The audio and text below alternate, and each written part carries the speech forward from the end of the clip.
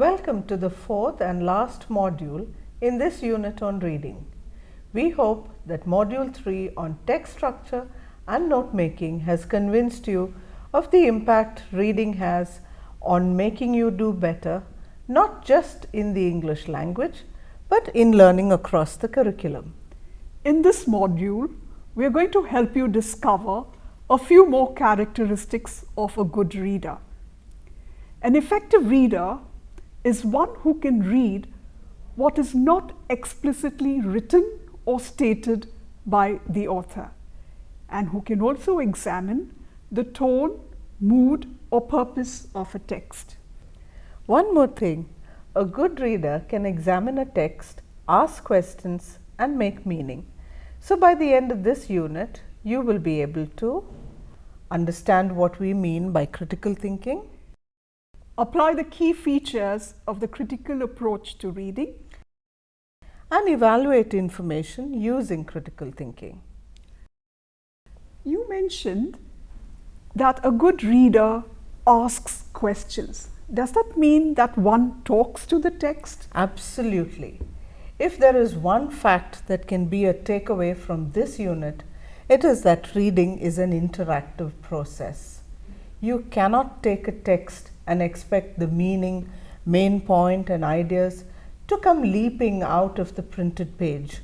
What you have to do is ask questions, keep talking, make meaning, and create connections. So what you're saying is that critical readers interact with the text. They read, they work hard in order to create such meaning.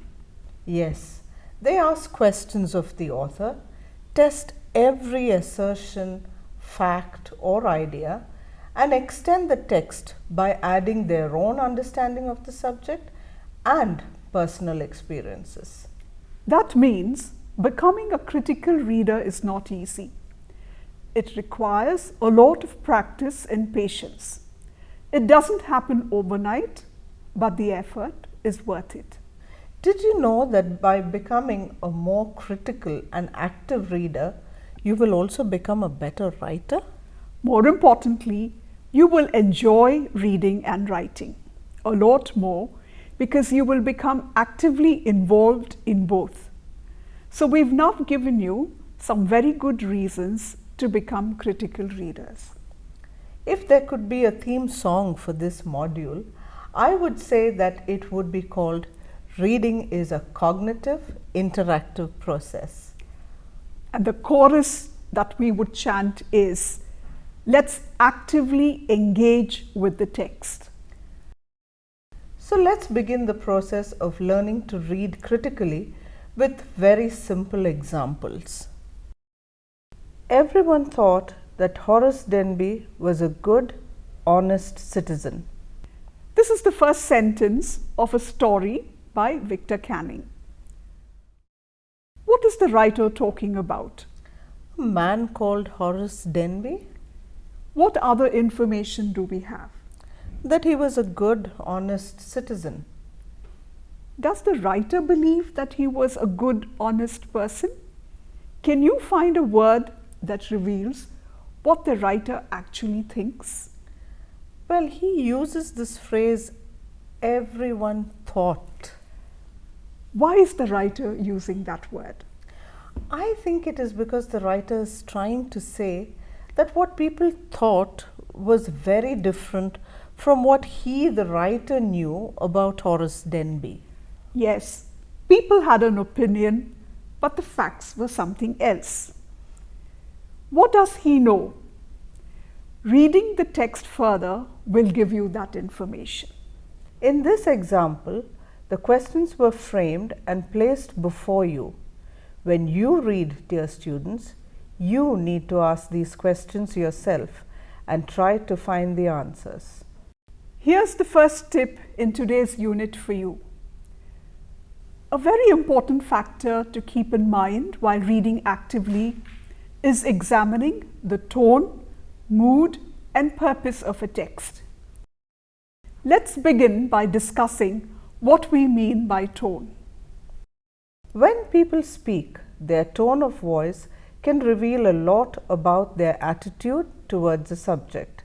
Similarly, when people write, their voice can express a wide range of tones or feelings such as anger, amusement, optimism, sorrow, and excitement.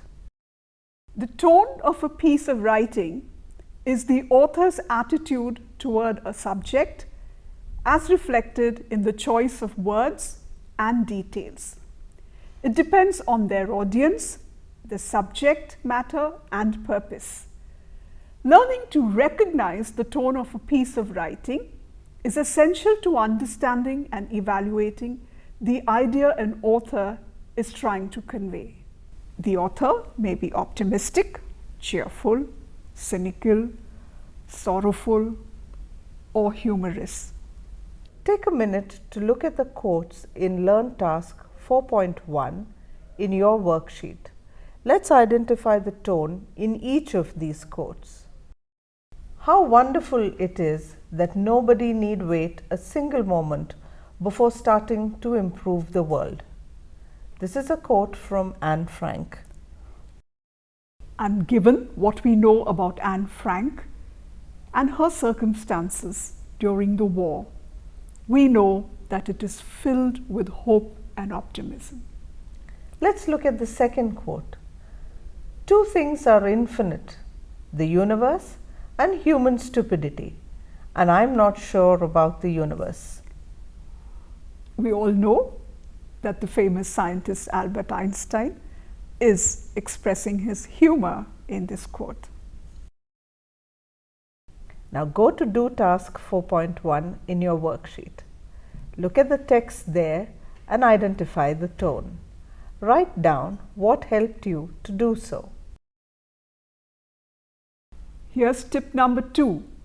Remember that you can identify the tone by noting the point and the choice of words by the writer.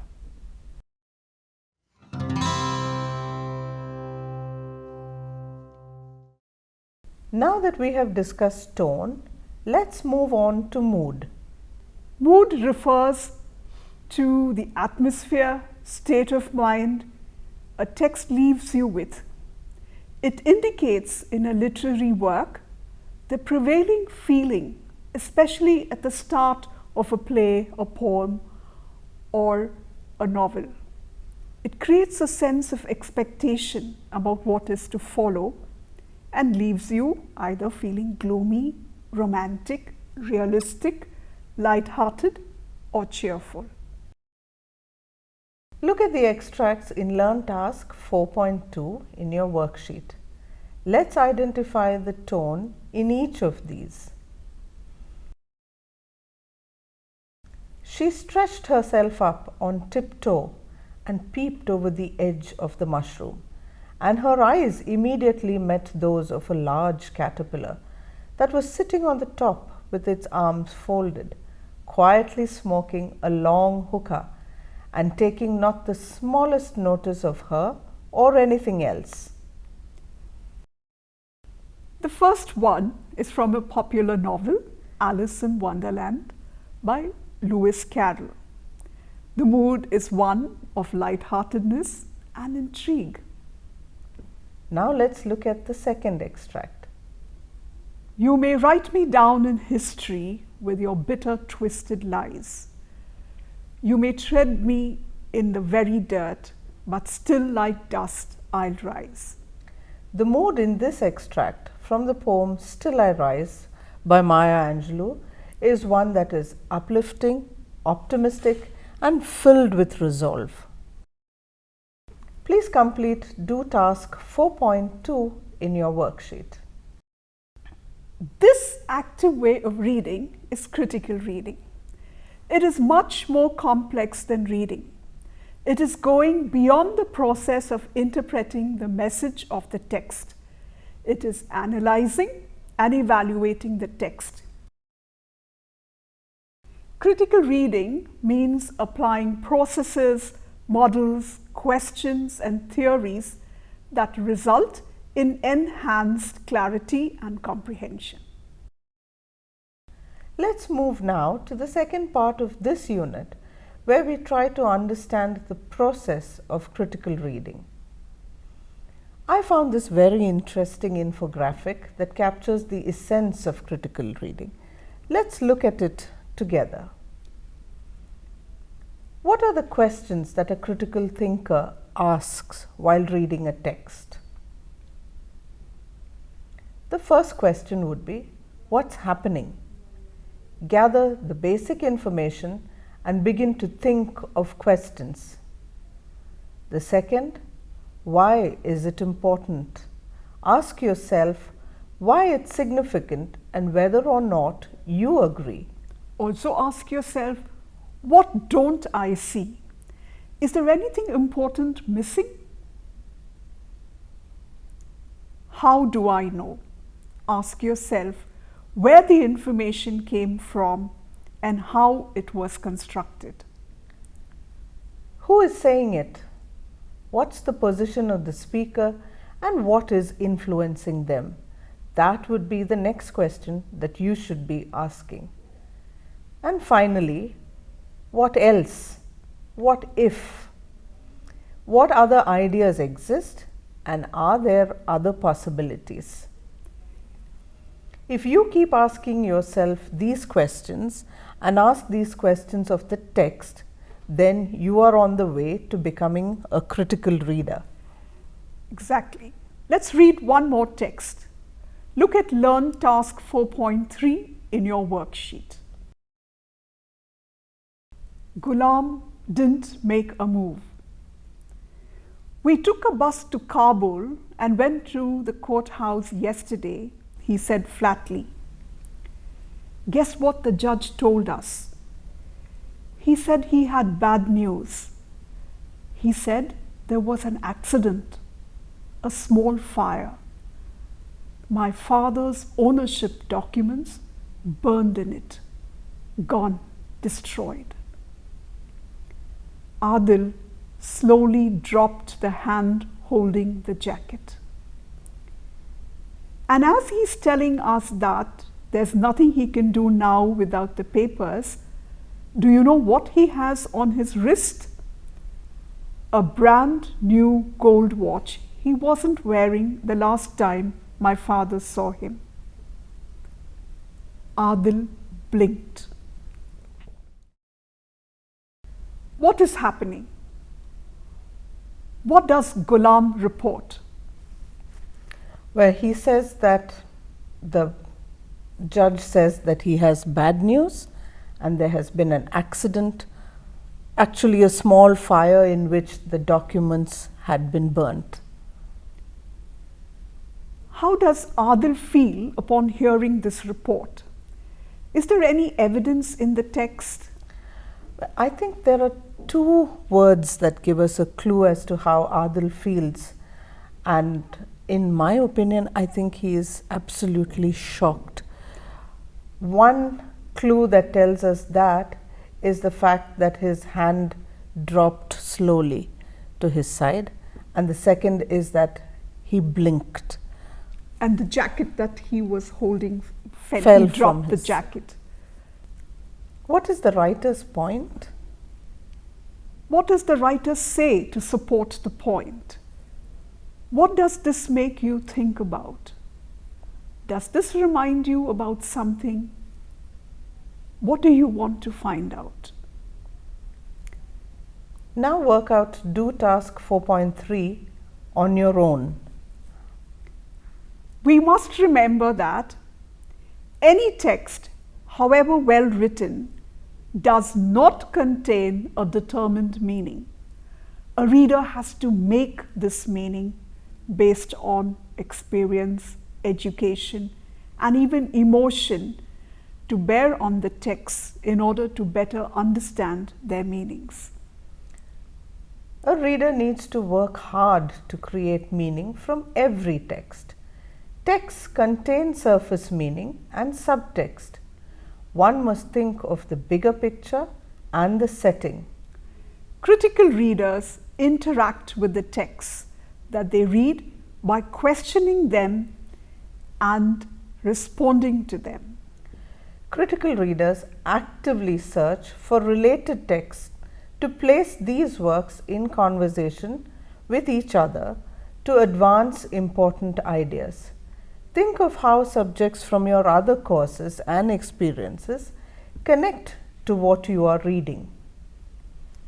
While reading academic texts, one needs to be able to judge unfair writing, a piece of writing that uses unfair methods to force you to have a certain opinion. Be watchful for information that leaves out or alters facts. Look out for words used for emotional effect, such as nerd, liberal, racist. Let's look at an example. Read this sentence. Your skin's like a mocha latte.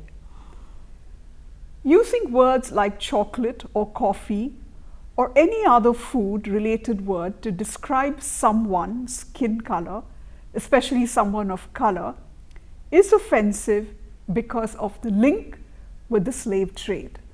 Cocoa and coffee drove the slave trade. So comparing a black character to these foodstuffs is offensive. Also look out for words that have special connotations. For example, weird versus eccentric, clever versus devious, and notorious versus famous. Because in each pair, one is a positive word and the other is a negative word. So let's look at an example. On Washington's San Juan Island, a historical park harks back to a notorious 1859 border dispute when the British and the Americans almost went to war over a pig. Socrates is one of history's most renowned personalities for his contribution to the creation of ancient Greek philosophy, which served as the basis for all Western philosophy. In these two sentences, you have synonyms like notorious and renowned used. But in the first sentence, remember that something is known for dispute and discord. So therefore, notorious, which has a negative connotation, is used.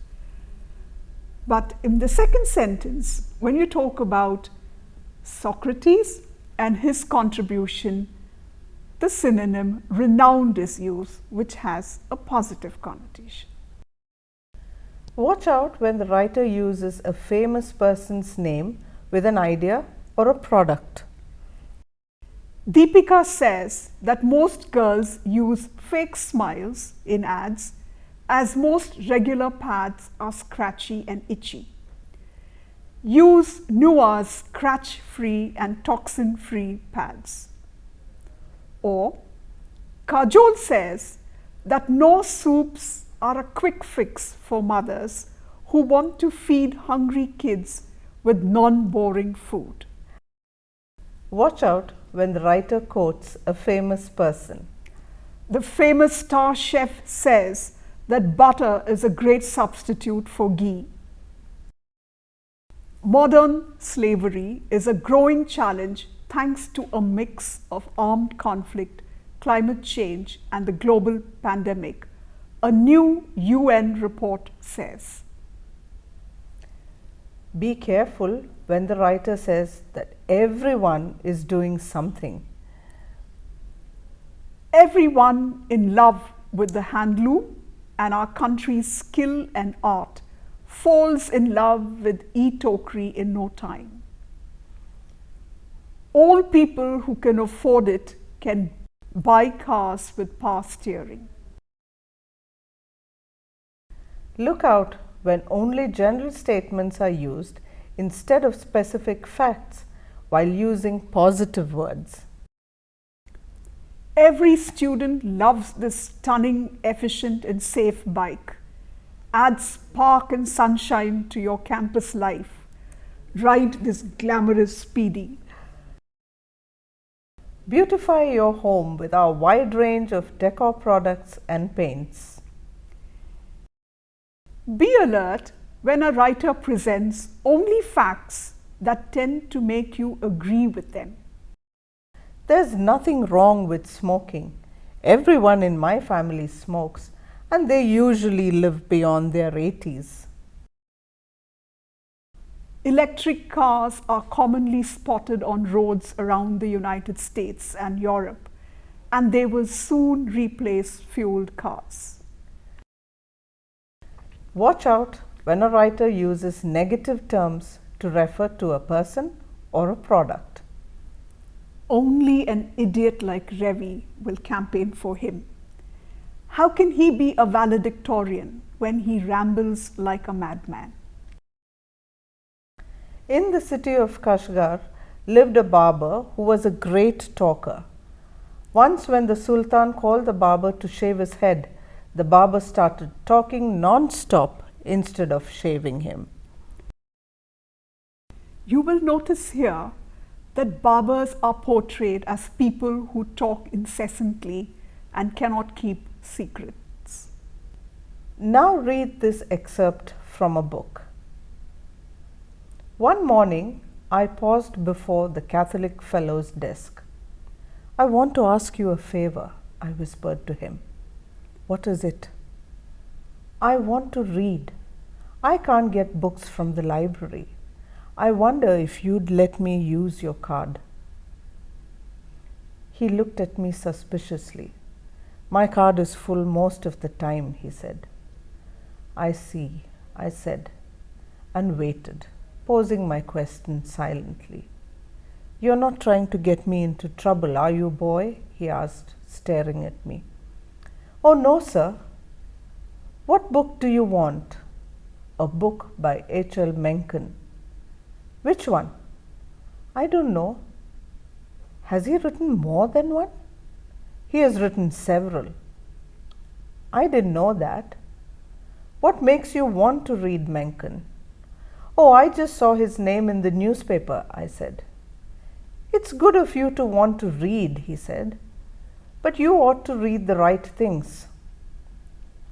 I said nothing. Would he want to supervise my reading? Let me think, he said, till I figure out something. I turned from him and he called me back. He stared at me quizzically. Richard, don't mention this to other white men, he said. I understand, I said.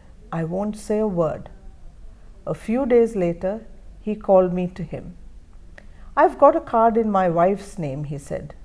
Here's mine. Thank you, sir. Do you think you can manage it? I'll manage fine, I said. If they suspect you, you'll get in trouble, he said. I'll write the same kind of notes to the library that you wrote when you sent me for books, I told him. I'll sign your name. He laughed. Go ahead, let me see what you get, he said. That afternoon, I addressed myself to forging a note.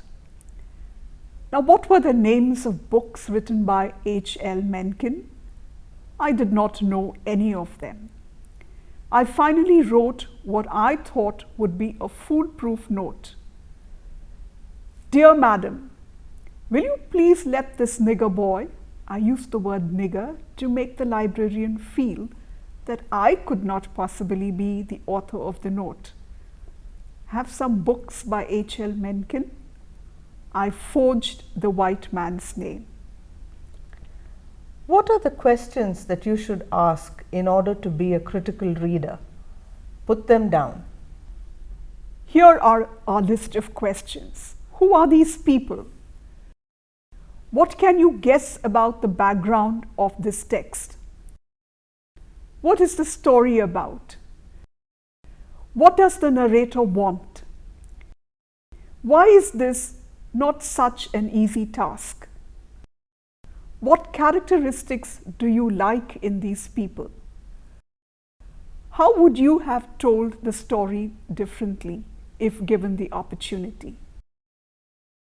Have these questions matched your set of questions?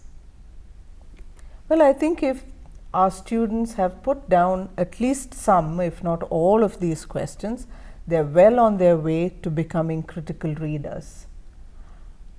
We've also got for you a list of questions that you should begin to ask as you read in order to be critical readers. And to help you, we've grouped them under different headings. Questions about the overall text. What is the purpose or aim of this text? How do you know? How might this influence the way it is written? Can you see any justification, implied or direct, for the research decisions? Do the justifications seem reasonable? Questions about the truth claims made within the text. Are any assumptions being made in this text? These assumptions might include something that is important or possible, might influence you, something that is positive or something that is negative. Do these assumptions seem reasonable in this context? Why or why not? Are any generalizations being made? Are these generalizations reasonable here? Do any claims seem too certain? Are there suitable examples? Are there claims which are based on authority for support? What kind of authority is it? Does this seem reasonable? Are there claims which are based on evidence for support? What kind of evidence is it? And does this evidence seem reasonable? Are any concepts being conflated? Questions about how the text could be different. What is missing from the text? How could the text be not like this or different? Is anything being used out of context in the text? Another section is political questions. Is there anything problematic in the text?